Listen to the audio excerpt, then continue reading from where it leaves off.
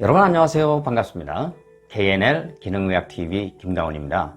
이번 영상은 디톡스에 대해서 두 번째 시간이거든요. 디톡스 대상, 장점, 어떻게 되는지 이런 것을 주로 다룰 예정입니다. 디톡스라고 하는 게 특별한 사람만 하는 그런 과정일까요? 어떤 경우에 디톡스를 해야 하고 장점이 무엇인지 그런 걸 좀 알아둘 필요가 있겠죠.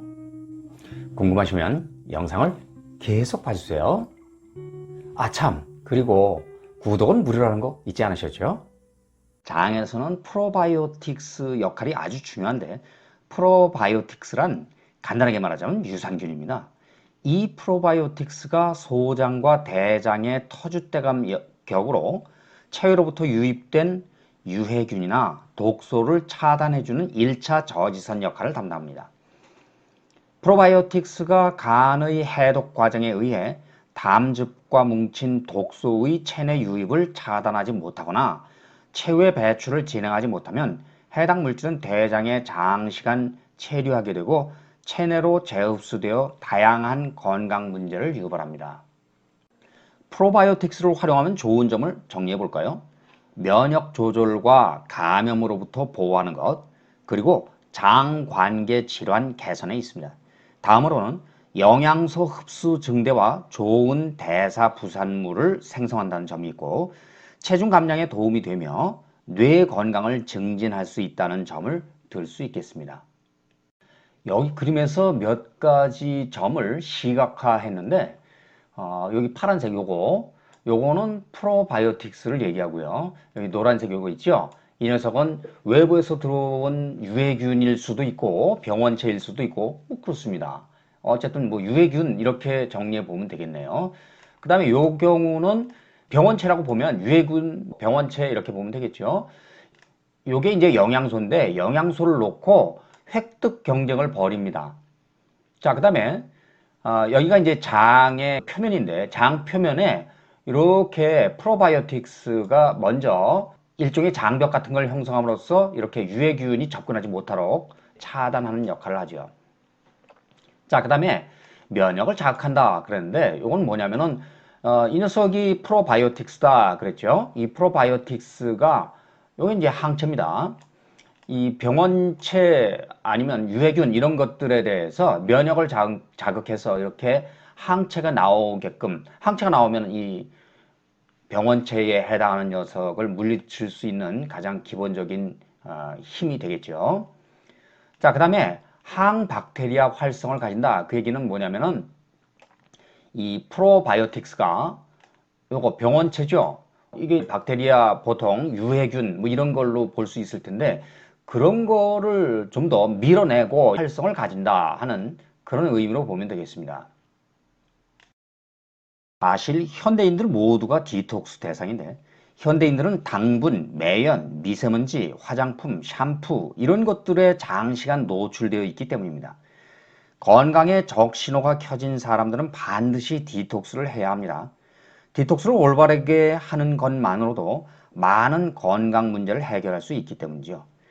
기운이 없고 에너지가 없는 사람, 호르몬 밸런스가 무너진 사람, 장이나 소화에 문제가 있는 사람, 자가 면역 질환이나 염증 문제가 있는 사람은 장 치료와 디톡스를 함께 해야 합니다. 자가 면역 질환이라고 하는 것은 몸에 있는 면역 체계가 우리 몸의 세포를 항원으로 인식해 공격함으로써 생기는 질환으로 대표적인 것은 류마티스 관절염이죠. 천식, 알레르기, 영어식 표현으로는 알러지 그러죠. 아토피 이런 것들입니다. 대표적인 예가 요게 자가 면역 질환을 영어로 autoimmune disease 이렇게 얘기하니까 여기서 그림의 예를 들었는데요. 변비나 가스가 찬 배, 똥배, 비만, 과체중 증세가 있거나 다이어트를 해서 살이 일정 수준 이상 빠지지 않는 사람들도 디톡스를 해야 합니다. 여드름이나 건선과 같은 피부 문제, 혀에 백태가 끼거나 구취가 심하면 칸디다증을 의심해 볼 수 있는데 이는 면역력이 약해져 생긴 그런 질환이거든요. 그러니까 잦은 감염에 시달릴 수 있겠죠.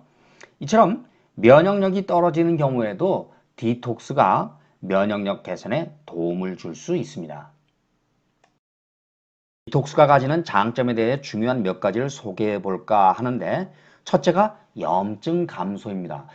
현대인의 성인병, 만성질환의 주요 원인 중 하나가 염증이거든요.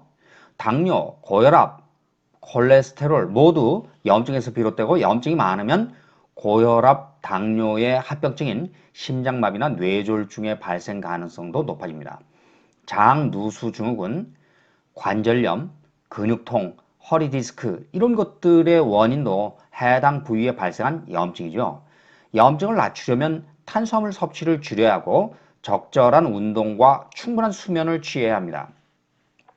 공복 상태를 오래 유지하는 것, 소식하는 것은 염증을 낮춰주므로 디톡스에도 톡톡히 한몫을 합니다. 둘째는 호르몬 민감성 증가입니다. 염증을 낮추면 체내 세포들의 호르몬 민감성이 증가합니다.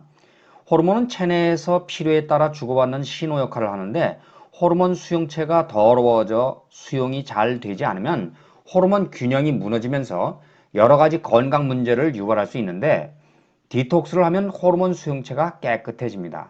호르몬은 민감하게 반응하는 게 좋은 거죠. 셋째, 체중 조절입니다. 디톡스를 하면 살이 빠지는데, 저장할 독소는 대부분 지방에 축적되므로 살이 찐다는 것은 독소가 그만큼 많다는 반증이죠. 그렇다고 해서 디톡스로 살 빠진 경험을 거울 삼아 반복해서 디톡스를 하게 되면 더 이상 살이 빠지지 않을 수도 있는데, 새롭게 찐 살은 성격이 다를 수 있기 때문입니다. 대부분 성공적인 체중 감량과 피부 개선 효과를 경험하게 되므로 디톡스는 미용적 측면에서 광범위하게 홍보되고 있습니다. 넷째, 뇌건강 증진입니다. 디톡스를 하면 청명해진다고 할 수 있는데, 중년 이후 건망증이나 머리가 무거운 사람은 늙어서 뇌세포가 죽었나 보다 이렇게 생각하지 말고 디톡스를 권장합니다. 우울증, 공황장애도 마찬가지입니다. 5-HTP, 트립토판, 타이로신, SAME 등을 챙겨 먹는 것도 좋지만 이것도 세로토닌 수용체가 깨끗해야 효과가 있습니다. 5-HTP는 단백질을 합성하지는 않지만 아미노산 종류로 세로토닌 생합성에서 대사 중간 생성물입니다. 자, 이 뇌 건강 증진과 관련해서 여기 잠깐 한번 볼 것 같으면요. 트립토판, 이거 아미노산이죠. 이 아미노산에서 출발해서 5-HTP, 그 다음에 행복 호르몬이라고 우리가 흔히 부르는 게 세로토닌이죠. 이런 게 합성되고요. 복잡한 과정을 거쳐서 멜라토닌, 이게 합성되는데, 이 멜라토닌이라고 하는 것은 수면을 유도하는데 아주 중요한 물질이죠. 잠 잘 자기 위해서는 멜라토닌이 꼭 필요하다는 얘기입니다. 트립토판은 필수 아미노산 중 하나라 그랬죠. 그래서 세로토닌, 멜라토닌, 비타민 B3 전구체인데, 타이로신은 L-도파로 전환되고 신경 전달 물질 도파민 합성에 관여하는 비필수 아미노산이고, SAME는 S-아데노실 메티오닌으로 메틸화, 황전이 등에 작용합니다.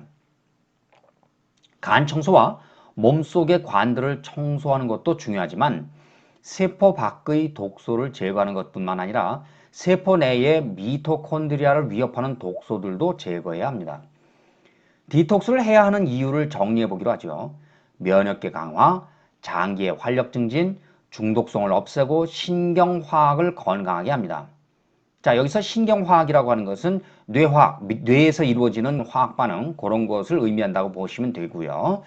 또한 노화지연, 체중 감량과 좋은 컨디션 유지, 간 보호와 항산화제 복구와 같은 효과가 있습니다. 몸 안의 대사 과정에서 발생하는 내독소와 외부로부터 이렇게 이제 몸으로 들어와서 유입되는 그런 외독소가 있습니다.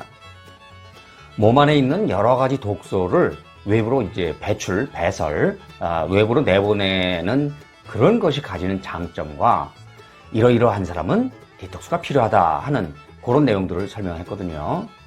그런데 그런 사람뿐만 아니라 모든 사람이 일상생활에서 생활 습관을 고쳐 식생활을 바꾸고 운동을 생활화하면 건강을 유지할 수 있는 좋은 상황이 유지되겠죠.